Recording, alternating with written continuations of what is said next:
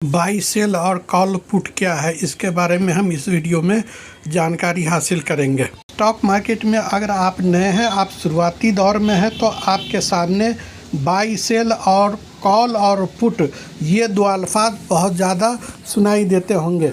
इस सब का मतलब क्या है और किस तरह से इसका यूज़ होता है, और इस सारी बातें को हम चार्ट पर चल के अलग अलग समझने की कोशिश करेंगे। इससे पहले आपसे रिक्वेस्ट है कि आप हमारे चैनल पर पहली दफ़ा आए हैं तो चैनल को सब्सक्राइब कर लीजिए।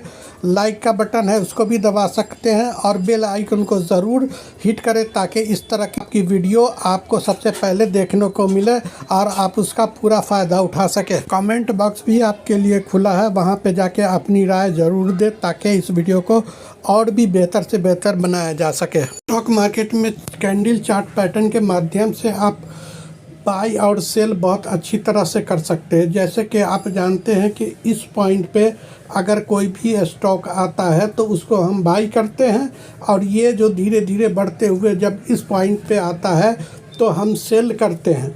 इस तरह से स्टॉक मार्केट काम करता है, बाई और सेल का। आप स्टॉक मार्केट में इंटरडे या डिलीवरी, इक्विटी, कमोडिटी, करेंसी, किसी चीज़ में आप स्टॉक जो होता है उसमें आप बाई और सेल करेंगे तो इस अल्फाज को यहाँ पे बाई और सेल कहा जाता है। इसको आसान में समझने के लिए कि आप इक्विटी के स्टॉक में जो भी आप पोजीशन बनाएंगे उसे बाई और सेल कहा जाता है।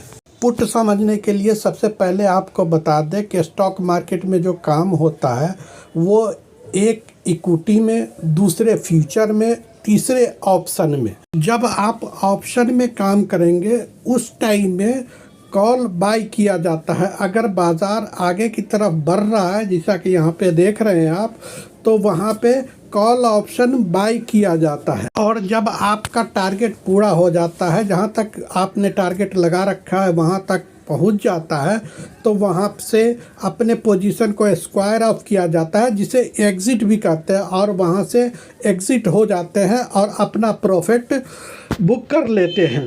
उम्मीद करता हूं कि आपको समझ में आ गया होगा कि स्टॉक में जब आप बाई करेंगे तो वो बाई कहलाएगा, लेकिन वही चीज़ ऑप्शन में आप करेंगे तो वो कॉल बाई कहलाएगा। इतना तो आप समझ गए। अब चलते हैं एग्जिट की तरफ, मतलब पुट की तरफ। ऑप्शन में जो बाइंग होती या सेलिंग होती है तो वो स्ट्राइक प्राइस के हिसाब से होती है। आप अक्सर सुनते होंगे कि इतने का स्ट्राइक प्राइस, जैसे 17,000 का स्ट्राइक प्राइस या 18,000 का स्ट्राइक प्राइस। ऑप्शन में स्ट्राइक प्राइस के हिसाब से कॉल बाई या पुट बाई किया जाता है। और आपको एक चीज़ और बता दें कि ये जो स्ट्राइक प्राइस है, कॉल और पुट दोनों के चार्ट अलग होते हैं और दोनों अलग अलग से काम करते हैं। जैसे आप बाई करेंगे तो स्ट्राइक प्राइस जो भी आपने चुना है उसका जो कॉल होगा वो ऊपर जाएगा तो ऊपर की तरफ बढ़ेगा, लेकिन पुट का सीधा उल्टा हो जाता है। के केस में अगर स्पॉट प्राइस नीचे की तरफ गिरेगा, मतलब बाजार नीचे गिर रहा है, तब पुट का चार्ट ऊपर की तरफ बढ़ेगा, और ये जितना ऊपर बढ़ेगा वो आपका बेनिफिट होगा। और जिस तरह से चार्ट ऊपर की तरफ जा रहा है तो यहाँ पे आप पुट बाई कर सकते हैं और फिर अपने टारगेट पे जाके अपने पोजीशन को स्क्वायर ऑफ करेंगे या एग्जिट हो जाएंगे, बात एक ही है। इस तरह से आपका बेनिफिट होगा। स्टॉक बाइंग और पुट बाइंग में एक बहुत बड़ा डिफरेंस ये है कि आप एक स्टॉक बाई कर सकते हैं, मगर उसी स्टॉक का जब पुट बाई करने जाएंगे तो वो लॉट साइड होगा। जैसे कि अगर आप निफ्टी का लॉट खरीदने पुट में जाते हैं या कॉल में जाते हैं तो आपको कम से कम 50 का एक लॉट बाई करना पड़ेगा, लेकिन वही स्टॉक आप खरीदते हैं तो सिर्फ एक स्टॉक भी आप खरीद सकते हैं। ये डिफरेंस है।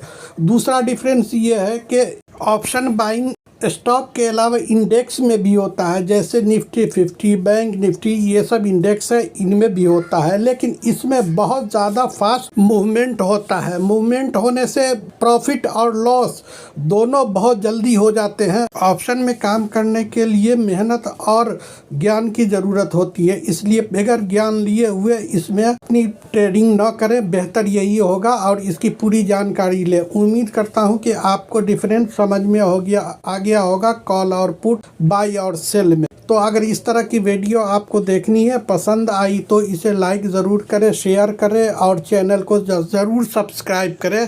Thank you so much.